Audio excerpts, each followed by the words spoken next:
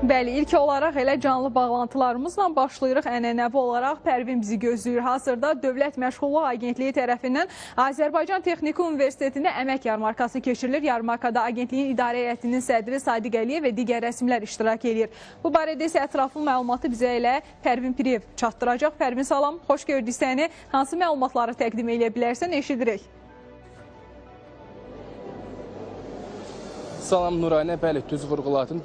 Azərbaycan Dövlət Məşğulluq Agentliyi, eyni zamanda Azərbaycan Texniki Universitetinin nəzdində yarmarka həyata keçirir və belə ki, 90 işə götürən və eyni zamanda 800-dən çox işə ehtiyacı olan və yaxud da işsiz vətəndaşlar üçün vakansiya elan olunur və demək olar ki, tədbirdə bir neçə dəqiqə ərzində başlayacaq. Daha ətraflı məlumatları, yəni konkret detalları isə istəyərdim ki, elə bu istiqamətdə Bakı Regional Məşğulluq Filialının müdürü Habil Aliyev bizim müsahibimizdir. Habil bəy, hazırda daha doğrusu bir neçə dəqiqə sonra başlayacaq tədbirdə qarşıya qoyulan məqsəd nədir və eyni zamanda vətəndaşlara nə kimi vədlər verilir? Təşəkkür edirəm. Bugün Bakı Regional Məşğulluq Filialı ilə Azərbaycan Texniki Universitetinin birgə təşkilatçılığı ilə təşkil olunan yarmarkada əsas məqsədimiz işsiz və iş axtaran şəxslərlə işə götürənlərin ünsiyyətini yaratmaq, həm işsiz və iş axtaran şəxslərin rahat onlara əlçatanlığını təmin etmək, onların işlə təmin olunmasına dəstək olmaq, həm də əmək bazarının tələblərinə uyğun kadrlarla işə götürənləri təmin etməkdən ibarətdir. Yarmarkada 90 müəssisə iştirak edir, 800-dən çox vakansiya var. Vakansiyalarda təqdim olunan maaşlar 400-2000 manat arasıdır. Burada əgər əmək bazarının tələblərinə uyğun olmayan işsiz və iş axtaran şəxs olmadıqda bizim Dövlət Məşğulluq Agentliyinin Bakı Peşə Təhsil Mərkəzi də öz stendi ilə burada iştirak edir.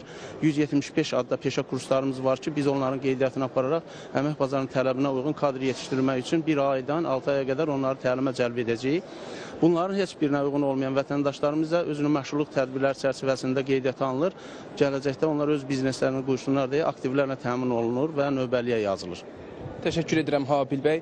Belə Nuranə, bizim müsahibimiz Bakı Regional Məşğulluq Filialının müdürü Habil Aliyev idi və bir neçə dəqiqə sonra baş tutacaq tədbirlə bağlı ətraflı məlumatı diqqətimizə çatdırdı. Eyni zamanda qeyd elədi ki, 90 işə götürən və eyni zamanda 800-dən çox işə ehtiyacı olan və yaxud da işsiz vətəndaşlar üçün vakansiya elan olunub ki, onlar üçün də müəyyən vədlər verilir və bunun da əsas səbəblərindən biri, daha doğrusu onlar üçün verilən vədlərdən biri də maaş aralığının 400-2000 manat aralığında olmasıdır. Yəni onların istəklərinə uyğun olaraq həmin şəxslərə müəyyən işlər vəd olunur və yaxud da işlər üçün vakansiya elan olunur. Belə, mənim elə ki, sənə çatdıracağım məlumatlar bu qədərdir. Sözü yenidən xəbər mərkəzinə ötürürəm. Nuranə.